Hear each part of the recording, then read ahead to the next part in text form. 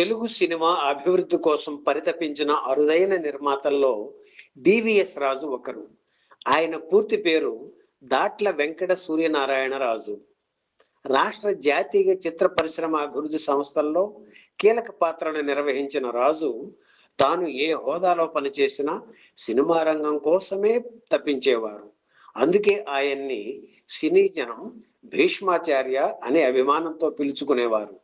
నటరత్న ఎన్టీఆర్ కు అత్యంత సన్నిహితుడిగా, ఆంతరంగికుడిగా పేరు పొందిన డివిఎస్ రాజు డివిఎస్ ప్రొడక్షన్స్ సంస్థను నెలకొల్పి ఎన్టీఆర్తో పలు చిత్రాలు నిర్మించారు. నిర్మాతగా పేరు డబ్బు సంపాదించారు. ఎన్టీఆర్ కళా తపస్వి కె విశ్వనాథ్ కాంబినేషన్లో రాజు నిర్మించిన చిన్ననాటి స్నేహితులు చిత్రంలో నటభూషణ శోభన్ బాబు కూడా ఒక ముఖ్య పాత్ర పోషించారు. ఆ తరువాత శోభన్ బాబు సోలో హీరోగా జీవన జ్యోతి చిత్రాన్ని విశ్వనాథ్ దర్శకత్వంలోనే నిర్మించారు డివిఎస్ రాజు. కళాభినేత్రి వాణిశ్రీ ఈ సినిమాలో ద్విపాత్రాభినయం చేశారు. రచయిత్రి కె రామలక్ష్మి మూల కథను అందించగా కె విశ్వనాథ్ స్క్రీన్ ప్లే సమకూర్చారు. 1975 మే 16న విడుదలైన ఈ చిత్రం అనూహ్య విజయం సాధించింది. శోభన్ బాబు కెరీర్ లోనే బిగ్ హిట్ గా నిలిచింది. 1975 బ్లాక్ బస్టర్ గాను జీవన జ్యోతి చిత్రం వెలిగింది. ఈ సందర్భంగా ఆ చిత్ర విశేషాలు, సాధించిన రికార్డులు మరోసారి గుర్తు చేసుకుందాం. మంగమ్మ శపథం చిత్రంతో ప్రారంభించి వరుసగా 10 ఏళ్ల పాటు ఎన్టీఆర్ తోనే సినిమాలు తీసిన డివిఎస్ రాజు తొలిసారిగా వేరే హీరోతో తీసిన సినిమా జీవన జ్యోతి.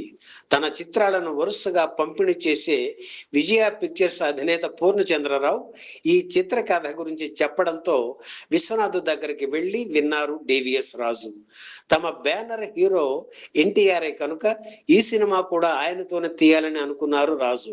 కానీ కథ విని ఎందుకో తటపటాయించిన ఎన్టీఆర్, మనం మరో కథతో సినిమా చేద్దాం, ఇది శోభన్ బాబు వంటి నవతరం హీరోతో తీయండి అని సలహా ఇచ్చారు.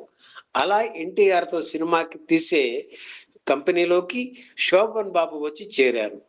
జీవన జ్యోతి సూపర్ హిట్ తరువాత ఈ అందాల నటుడు ఆ బ్యానర్లోనే జీవిత నౌక, కాలాంతకులు, దోషి నిర్దోషి చిత్రాల్లో నటించారు. 1975లో నటభూషణ శోభన్ బాబు 8 చిత్రాల్లో నటించగా వాటిల్లో 4వ సినిమాగా జీవన జ్యోతి విడుదలైంది. రచయిత్రి కె రామలక్ష్మి రాసిన ఆడది నవల ఆధారంగా ఈ చిత్రం రూపుదిద్దుకుంది.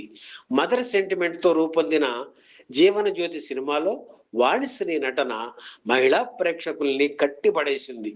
తన తోటి కోడల కొడుకుని సొంత కొడుకులా లాలిస్తూ పెంచిన హీరోయిన్ ఆ బాబు మరణంతో పిచ్చిదవుతుంది.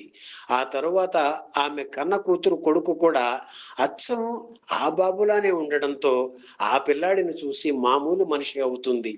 తల్లి కోసం కూతురు చేసిన త్యాగంతో జీవన జ్యోతి చిత్రం ముగుస్తుంది.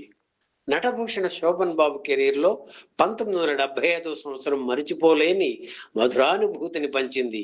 ఆ ఏడాది ఆయన నటించిన 8 చిత్రాలు విడుదల కాగా వాటిల్లో దేవుడు చేసిన పెళ్లి, బలిపీఠం, జేబు దొంగ, సోగ్గాడు చిత్రాలు ఘన విజయం సాధించాయి. సోగ్గాడు చిత్రం 19 కేంద్రాల్లో 100 రోజులు ఆడినా జీవన జ్యోతి స్థాయి వసూళ్లు చూడలేకపోయింది. అప్పటిదాకా కె విశ్వనాథ్ కెరీర్లోనూ జీవన జ్యోతి చిత్రమే బిగ్ హిట్.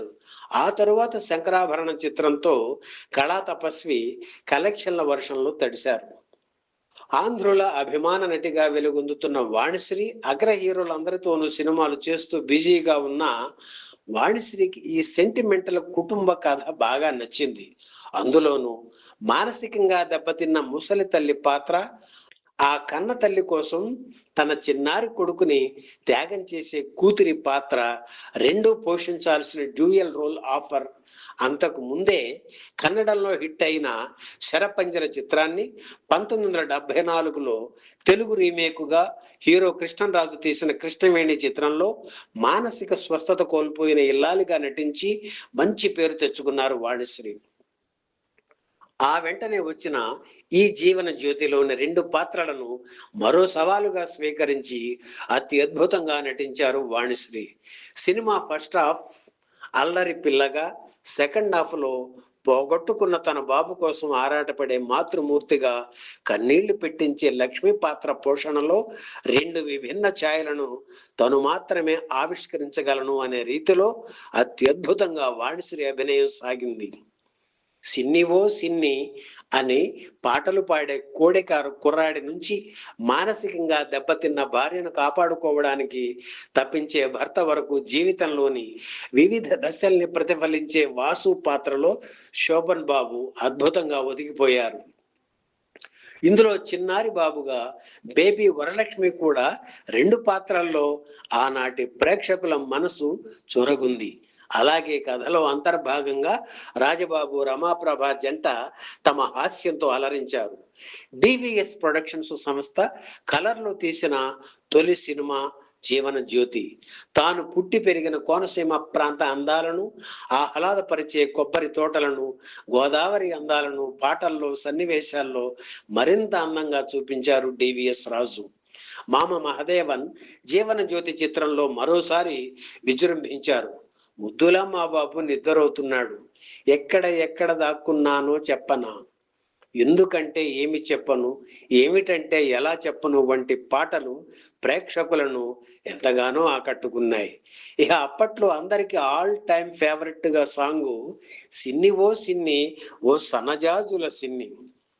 ఇప్పుడు ఎండలు ఎలా మండిపోతున్నాయో అలాగే 51 ఏళ్ల క్రితం దాదాపు 113 డిగ్రీల ఫారెన్ హీట్ ఉష్ణోగ్రతతో ఉక్కపోతతో జనం ఉడికిపోతున్న తరుణంలో 1975 మే 16న జీవన జ్యోతి చిత్రం 32 కేంద్రాల్లో విడుదలయ్యింది. ఈ సినిమాకు సరిగ్గా 14 రోజుల ముందు రాఘవేంద్రరావును దర్శకుడిగా పరిచయం చేస్తూ శోభన్ బాబు నటించిన బాబు సినిమా రిలీజ్ అయింది. అందులోనూ వాణిశ్రీ హీరోయిన్ గా నటించారు. భారీ తారాగణంతో ఖరీదైన సెట్స్ తో ఆ సినిమా రూపుదిద్దుకుంది. అయితే జీవన జ్యోతి చిత్రం ముందు ఆ సినిమా తేలిపోయింది. విశ్వనాథ్ గారి జీవన జ్యోతి ప్రభంజనంలో నా బాబు సినిమా అడ్రస్ గల్లంతైంది అని స్వయంగా రాఘవేంద్రరావే ఒప్పుకున్నారు. జీవన జ్యోతి వచ్చిన 7 నెలలకు 1975లోనే శోభన్ బాబు మరో సినిమా సోగ్గాడు రిలీజ్ అయింది. అది కూడా 32 కేంద్రాల్లో విడుదలైంది. కానీ సోగ్గాడు కంటే జీవన జ్యోతి కలెక్షన్లు టాప్. హైదరాబాద్, సికింద్రాబాద్ జంట నగరాల్లో 5 థియేటర్స్లో విడుదలైన తొలి తెలుగు చిత్రం జీవన జ్యోతి. 31 కేంద్రాల్లో డైరెక్ట్గా 50 రోజులు, 12 కేంద్రాల్లో డైరెక్ట్గా 100 రోజులు ఆడింది. ఈ సినిమా 100 రోజుల వేడుకను విజయవాడలోని దుర్గా కళామందిరంలో నిర్వహించారు. ఈ వీడియో మీకు నచ్చితే లైక్ చేయండి, షేర్ చేయండి, వెంటనే సబ్స్క్రైబ్ కూడా చేయండి.